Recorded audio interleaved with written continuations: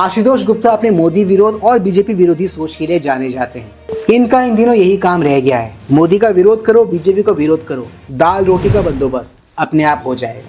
वो क्या है ना, इन दिनों इस देश में मोदी विरोध और बीजेपी विरोध का धंधा बहुत ही फल फूल रहा है, बहुत ही अच्छे से चल रहा है। अब इनको हम या तो एक अघोषित कांग्रेसी कहें या फिर एक अघोषित आपीए, ये एक कंफ्यूजन का विषय है, क्योंकि इनको अक्सर हम कांग्रेस या फिर आम आदमी पार्टी के फेवर में नैरेटिव चलाते हुए देखते हैं। इन शॉर्ट एक राजनीतिक विश्लेषक के तौर पर काम कर रहा ये मनुष्य, ये प्राणी इन दिनों दो नौकाओं पर सवार है, एक कांग्रेस, दूसरी आम आदमी पार्टी। देर सवेर इनका डूबना तो तय है, मानो या ना मानो।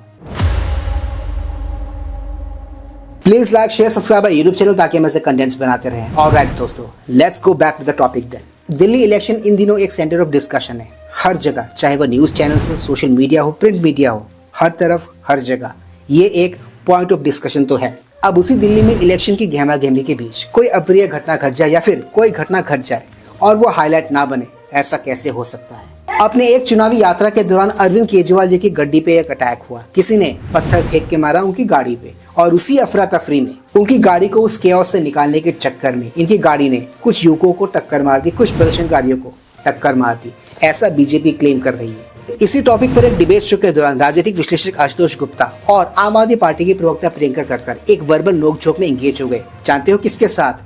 बीजेपी के राष्ट्रीय प्रवक्ता प्रदीप भंडारी जी के साथ। और इस नोकझोंक के चलते प्रदीप भंडारी जी ने उनके साथ क्या किया वो अपने आप में इंटरेस्टिंग है। तो पेश है आज के इस ब्लॉग में उसी डिबेट शो का एक छोटा सा अंश मेरे साथ। 3, 2, 1। गाली दे रहा है, कौन गाली नहीं दे रहा है, कौन झूठे पत्थर फेंकवा रहा है, कौन गाड़ी चढ़वा रहा है, ये सब जानते अच्छी तरीके से, और वो इसी तरीके से ही वो वोट देते हैं। अगर हमारी राजनीतिक पार्टियां उनको बेवकूफ समझेंगी तो फिर ये जनता उनकी बेवकूफी भी निकाल देगी। ठीक है, अखिलेश जी आपके पास आते हुए आम आदमी पार्टी कह रही कि आप पहले भी, ठीक है मैं आपके पास आऊंगा, प्रदीप आपके पास आऊंगा, जवाब दीजिएगा। नहीं, मैं आपके अखिलेश जी के पास जाने दीजिए ना। अखिलेश जी जीरो पर थे, जीरो पर हैं और जीरो पर रहेंगे, ये कह अरविंद केजरीवाल जी की गाड़ी ने किसी को टक्कर मारी या फिर नहीं मारी, इस पर तो आशुतोष गुप्ता ने एक कमेंट नहीं किया, एक बयान नहीं दिया, बट हाँ उन्होंने टॉपिक को डाइवर्ट जरूर कर दिया। उन्होंने टॉपिक को उसी पॉइंट से शुरू करने की कोशिश की जहां पर अरविंद केजरीवाल जी की गाड़ी पर किसी ने पत्थर से हमला किया था, और ये देखते ही बीजेपी के प्रवक्ता प्रदीप भंडारी जी ने इनको टोक दिया, इनको रोक दिया वहीं पर। अगर गाड़ी किसी के ऊपर कुचलती है तो गाड़ी के मालिक को भी बीएनएस के हिसाब से बुक किया जाता है। आशुतोष जी फैक्चुअली राजीव जी ओपन चैलेंज कर रहा हूं। इन्हें म्यूट करिए। गाड़ी जिसके अंदर गाड़ी का मालिक राजीव जी म्यूट करिए इन्हें। किसी को तो गाड़ी का मालिक भी इसके अरे इतना सुनने के बाद भी कुछ तो शर्म करो। 40 सेकंड में बोल रहा हूं। आज दिल्ली के युवा को कुचलने का काम आम आदमी पार्टी और अरविंद केजरीवाल जी ने किया है। ये रही वो गाड़ी अरविंद केजरीवाल। इन्होंने यहाँ पर आशुतोष गुप्ता को बीएनएस याद दिला दी, यानी कि भारतीय न्याय संहिता, जो इन दिनों देश में लागू है।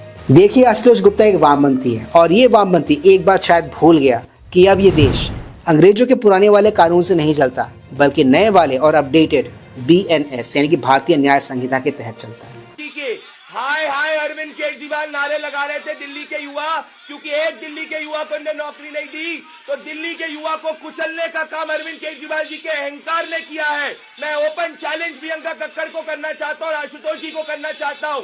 जो गाड़ी का मालिक होता है, अगर गाड़ी किसी युवा को कुचलती है, गाड़ी के मालिक के ऊपर भी कार्रवाई होती है भारतीय न्याय संहिता के हिसाब से। अरविंद केजरीवाल जी को के खिलाफ कार्रवाई होनी चाहिए। चुनाव हार रहे हैं तो आज युवाओं को कुचले। अच्छा तो है बीजेपी के प्रदीप भंडारी जी ने आम आदमी पार्टी की प्रवक्ता प्रियंका कक्कर जी को इनकी तो बोलती बंद कर दी थी, और साथ ही साथ इन्होंने बहुत ही अच्छे से लपेटा है आशुतोष गुप्ता को भी।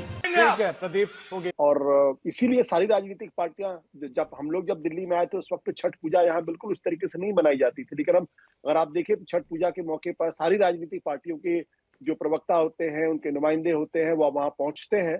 वो इसीलिए पहुंचते हैं क्योंकि उनको लगता है कि वो छठ पूजा में अगर शामिल होंगे तो जो पूर्वांचलियों का वोट है उनकी तरफ आएगा। अखिलेश जी क्या पूर्वांचलियों के लिए कार्य हुआ है?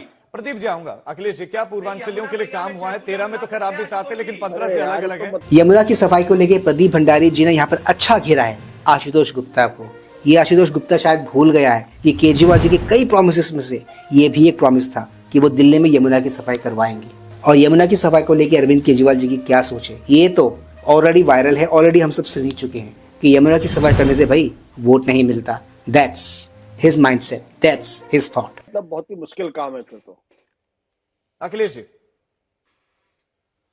अरे आप झूठ बोलेंगे आशुतोष जी तो हम चुप देखिए, थोड़ी यहीं रहेंगे। पे दोनों आप दलों बोलिएगा का यमुना मैया में आपने साफ देखा। यमुना मैया नहीं साफ हुई है, यमुना मैया में प्रदीप जी, प्रदीप जी, आप बहस कर रहे प्रदीप हैं। Ji please please, Pradeep ji please, अभी नहीं दे रहा ये आदमी, चुप कराइए साहब। तमीज से बात करिए आशुतोष जी। ये क्या नहीं, आप प्लीज प्रदीप जी प्लीज मुझे मॉडरेट करने दीजिए ना, क्योंकि मैं नहीं चाहता कि आवाज ऊंची करके मैं बात रखूं। प्रदीप जी प्लीज। और ये एक बहुत ही अच्छा और इफेक्टिव तरीका है जो इन दिनों बीजेपी के बहुत सारे प्रवक्ता अलग अलग डिबेट शोज में अपनाते हैं कि वो नैरेटिव को सेट होने का मौका ही नहीं देते, उसे सेट होने का वो चांस ही नहीं देते, उतना वक्त ही नहीं देते, तुरंत के तुरंत उसे वो काउंटर कर देते हैं। आशुतोष जी प्लीज आपसे भी रिक्वेस्ट प्लीज। रखा आपने, ठीक है प्रदीप जी प्लीज। तमीज सीखिए कुछ, आशुतोष जी सम्मान से बात करिए, तमीज सम्मान से बात करिए। आप हर आदमी को डिस्टर्ब कर रहे हैं, आप हर आदमी को झूठा करार दे रहे हैं। मैं आपसे बात नहीं आप कर रहा हूं, तमीज से बात करिए। मैं आपसे बोल रहा हूँ क्या यमुना मैया साफ हुई है आशुतोष जी? आपके बारे में टिप्पणी क्या कर रहे हैं? यमुना मैया साफ हुई है? आपके बारे में बोला है। मैं आप पे टिप्पणी नहीं कर रहा, मैं पूछ रहा हूँ यमुना मैया साफ हुई है? पूर्वांचल के भाई बहनों के लिए यमुना मैया भगवान है, क्या साफ हुई है? देखा कैसे भड़क गया आशुतोष यहाँ पर, और अच्छे से लपेट दिया इसको प्रदीप भंडारी जी ने। आज के इस ब्लॉग को बनाने का मेरा मकसद और मेरा ऑब्जेक्टिव एक फेक नैरेटिव को बीजेपी के प्रवक्ता इन दिनों किस तरह से काउंटर कर रहे हैं इसका एक सैंपल आपको दिखाना था। Hope you like the video. आज के इस ब्लॉग में सिर्फ इतना ही। मैं मिलूंगा आप सबके साथ अपने अगले ब्लॉग में। एनईएस do not forget to like share subscribe our YouTube channel. इससे हमें शक्ति मिलती है, इससे हमें ताकत मिलती है और इससे हमें मोटिवेशन मिलती है। कीप स्माइलिंग दोस्तों।